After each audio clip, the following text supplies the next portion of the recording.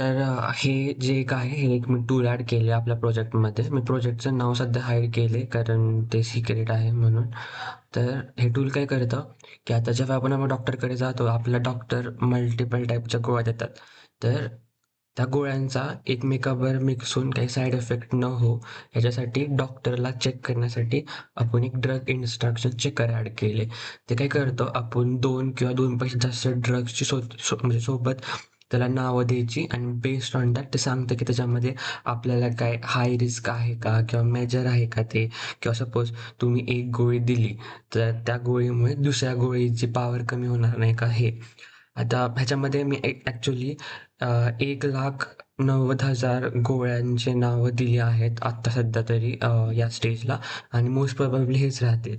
आता हे वर्क कसं करतं, तर आपण इथे येणार सुरुवातीला, आणि इथे आल्यावरती टाइप ॲट लीस्ट 2 कॅरेक्टर्स, म्हणजे कुठल्याही गोळीचं किंवा जे ड्रगचं नाव आहे ते आपण ॲट लीस्ट 2 लेटर्स आपल्याला टाइप करायला लागणार. मग आपला ड्रॉप डाउन ओपन होणार. फर्स्ट आता मी टाइप करतोय, तर मी एक खूप डेंजरस असं वाला एक हे घेतो. आपण हे घेऊ, आणि आता इथं खाली ॲड झालं.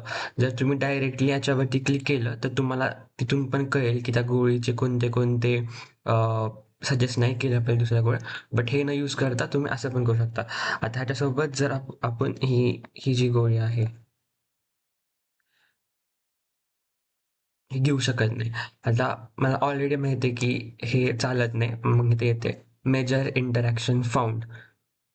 तुम्ही पाहू शकता, त्यांनी इथे इंटरॅक्शन दिलं आहे आपल्याला आणि सांगते की हायेस्ट सिव्हिरिटी मेजर आहे. म्हणजे मेजर ह्या दोन्ही ड्रग्समध्ये एक हे आहे, म्हणजे प्रॉब्लेम आहे. Avoid this combination where possible. If co-administration is avoidable, monitor the patient closely and consider dose adjustment over.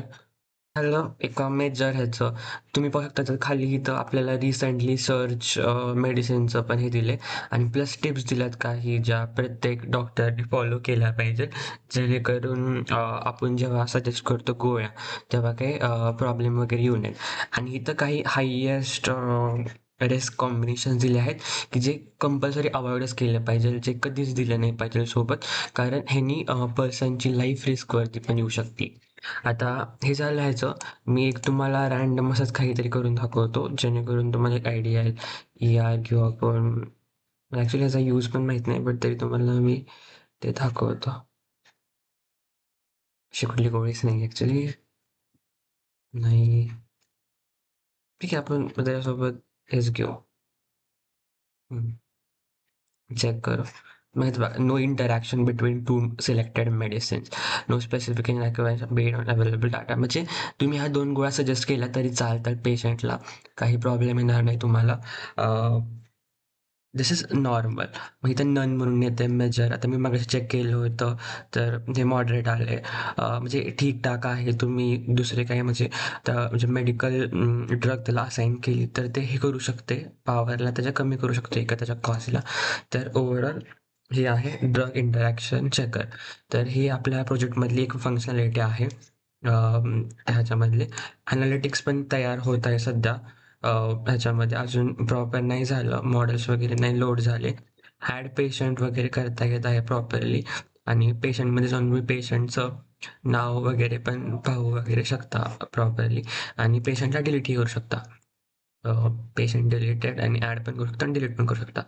Drug interaction properly start झाला आहे सध्या तरी, आणि हे आपल्या प्रोजेक्टमधली एक फंक्शनॅलिटी आहे, आणि जी कंप्लीट झाली. सो मला जस्ट तुम्हाला एक आयडिया द्यायची होती, की नक्की काय आहे हे आणि कसं वर्क करतं. Thank you.